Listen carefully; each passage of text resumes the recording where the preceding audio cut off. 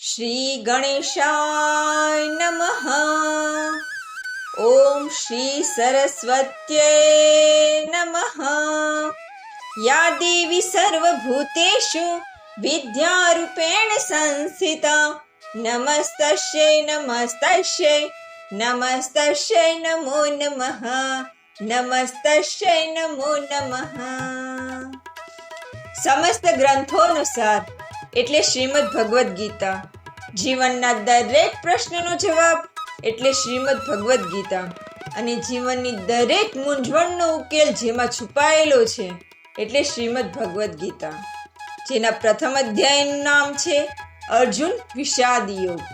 આ અધ્યાયમાં અર્જુનનો વિષાદ એટલે કે તેના મનમાં રહેલો શોક તેણે ભગવાનને કહ્યો છે. પ્રથમ અધ્યાયનો 7મો શ્લોક છે અસ્માકં તુ વિશિષ્ટયે તાત્રી બોધ દ્વિજોત્તમ નાયકા મમ સૈન્યસ્ય સંજ્ઞાતાન બ્રવીમિતે.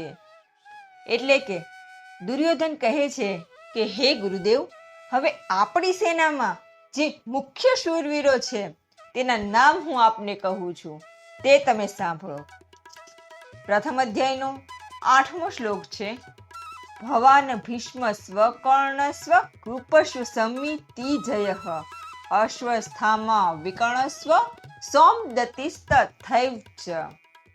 એટલે કે દુર્યોધન કહે છે કે મારી સેનામાં જે મુખ્ય શૂરવીરો છે તેના નામ આપ સ્વયં એટલે કે દ્રોણાચાર્ય, ત્યારબાદ ઈચ્છા મૃત્યુનું જેને વરદાન પ્રાપ્ત છે તેવા પિતામહ ભીષ્મ, તેમજ જન્મથી જ કવચ અને કુંડળ ધારણ કરનાર અંગરાજ કર્ણ, યુદ્ધમાં જય મેળવનારા કૃપાચાર્ય, દ્રોણ પુત્ર અશ્વસ્થામા, વિકર્ણ તેમજ સોમદત્તનો પુત્ર ભૂરિશ્રવા.